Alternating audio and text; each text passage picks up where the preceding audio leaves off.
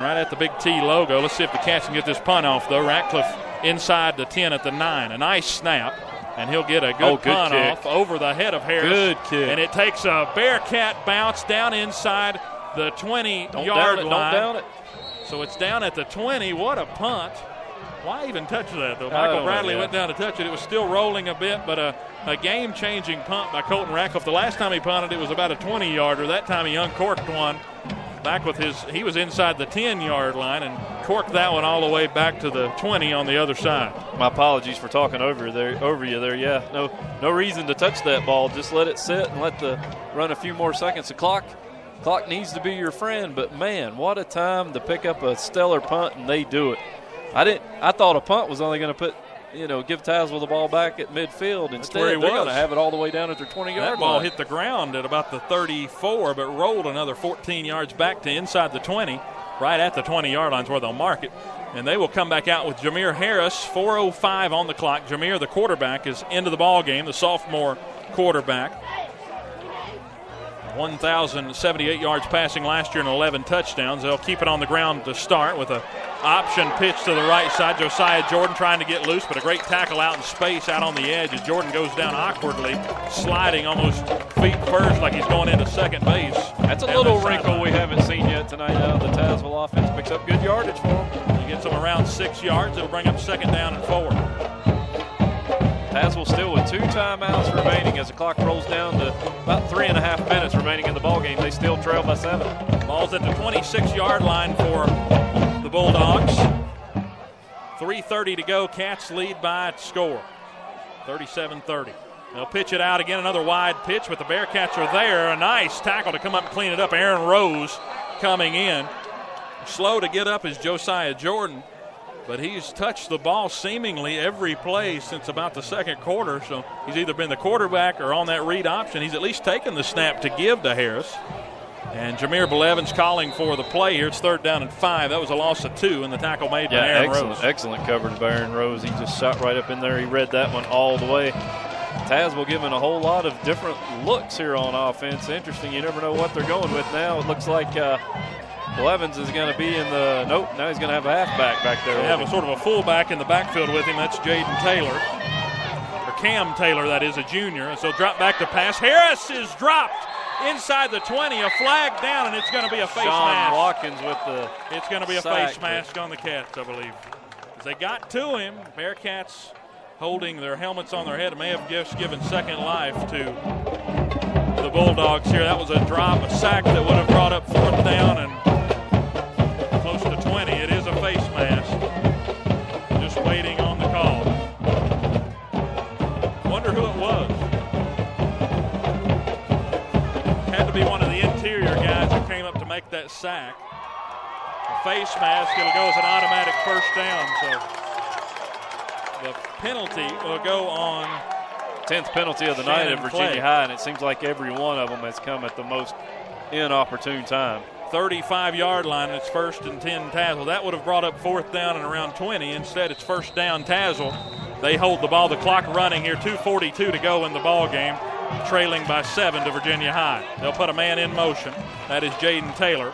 Pause for the snap. There's a snap. Run off to the left side, and a good gain, close to 5 as they get it up near the 45, near the 40, that is, from the 35-yard line.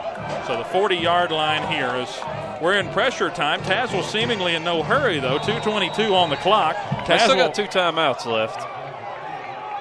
60 yards to go for the end zone. Shotgun again for Jameer Blevins and the Dogs. Handoff left side. This is Harris trying to get out of bounds, and the Bearcats take him down inbounds.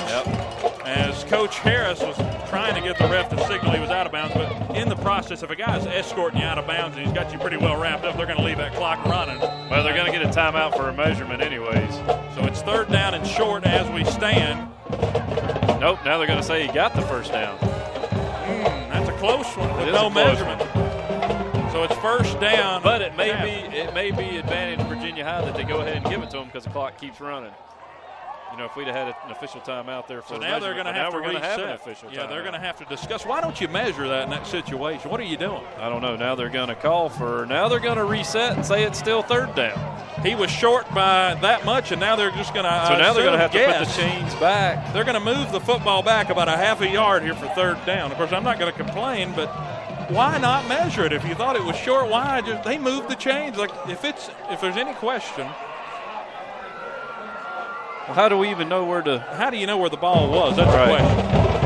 And I don't want to get on the officiating, but last year was terrible. And I'll say that for Mark Carr. But, Tazewell's still in prime position here. Now they've reset the chains. To me, it looks from here, it looks definitely like they have you to need reset the clock, too. That's what they're pointing up here because 1/3. And this game, and what this also did is it gave Tazewell plenty of time. They subbed that. They made some offensive substitutions. It was basically a free timeout for Tazewell. Clock is running, 3rd down and inches for the Bulldogs after that weird sequence. They'll go shotgun, run forward, and he's met near the line of scrimmage, but Harris falls forward past the 45. He's swarmed by the Bearcats at the 45, but it's enough for a first down. 5 Bearcats in on the tackle on that. But you'll play. take that. It was a swarm tackle that takes some time off the clock. We've got 1:39 on the clock. It will stop after they get past the sticks there, and they're already lining up. Bearcats lead 37-30. Tazewell 2 timeouts with 1.5 minutes left in the ballgame. Virginia High not getting set. Snap, handoff, and a great play in the backfield. That time closing down. Yeah, that was Jalen Dingus getting in there. Is the defense for the Cats, and these Tazewell players are completely wore out and time called, but doesn't mean they don't have a play or two left. It was the first half of big plays. Does Tazewell have another big play left in the tank? That's the question on this Thursday night edition. And if you bought a ticket to this game, you might be so wore out you don't even want to go see a football game tomorrow. That's right. We were wondering why they wanted to play this on Thursday night. I guess now we know why, to give everybody a chance to come see. What a great football game. What a great start to the Southwest District season. What a great start to high school football in Southwest Virginia. It's been an excellent game tonight. And a totally different Tazewell team than last year that came into the Gene and lost 35-0. This is a team that I think has some potential this year to knock off some good teams, to hang with some good teams if they can stay healthy. Of course, it's not over yet. Here, 2nd down and 9. Tazewell's at their own 46. They've got to get across the 50 to the Virginia High 45. Score update from J.I. Burton with 5:19 remaining in the ball game over there. Union Bears lead that game 35-14. 2nd down is after the second timeout called by Tazewell. 1:31 to go. Trailing 37-30 is the Bulldogs. They'll drop to pass.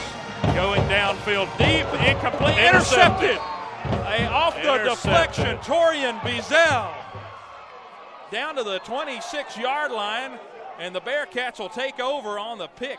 Austin Davidson went down hard as they were both going for the interception.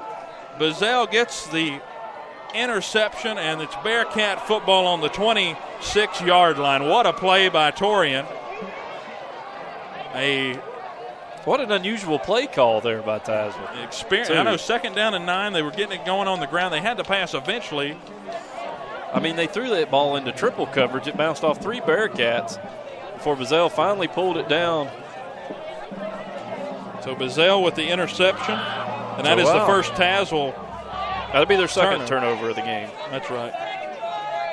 So 1:23 to go in the ball game, and a pivotal turnover by the Bulldogs as the Cats take over at their own 25. Brings up a big BSN Sports first down. BSN Sports, nation's largest distributor of sporting goods and official outfitter of the Virginia High School Athletics. Shotgun for the Cats and a flag. It looks like some movement up front. Be a procedure penalty again False on the Bearcats. 5 yards. That'll set us back. Good thing is we got the ball. Just hold on to it here. Tazewell has 1 timeout, but really the only chance they've got to, of course, hold us to a 3. Now they could get a little bit of time. I guess they get like 12 seconds.